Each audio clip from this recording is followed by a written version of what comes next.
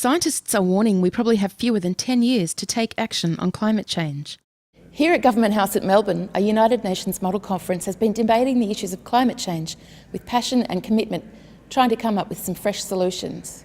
The Model Conference was a chance for university and school students, government and industry experts and environment advocates to express their views and consider the issues of climate change from a new perspective. Organised by the United Nations Association of Australia, the Model Conference was presented under the patronage of the Governor of Victoria, Professor David de Kretser. It involved teams representing the 26 nations which have either historically over-contributed to climate change emissions or those like Tuvalu who are grappling with the effects of climate change right here and now. Welcome this morning to this mock United Nations Assembly. If we find today's task challenging in the context of a mock assembly, think of the pressure that will be felt by those who grapple with these issues in Copenhagen in December this year. Keynote speaker Professor Ross Garnaut offered his views on the key issues as a springboard to negotiation and debate. There'll be no solution without all substantial countries contributing, and there'll be no solution without an agreement about what each will contribute.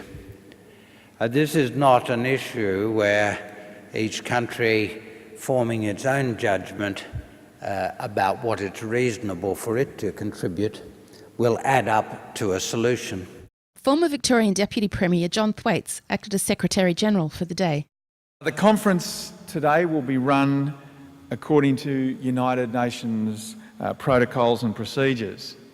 The overriding objective of today's model conference is to reach an agreement on a resolution to address climate change.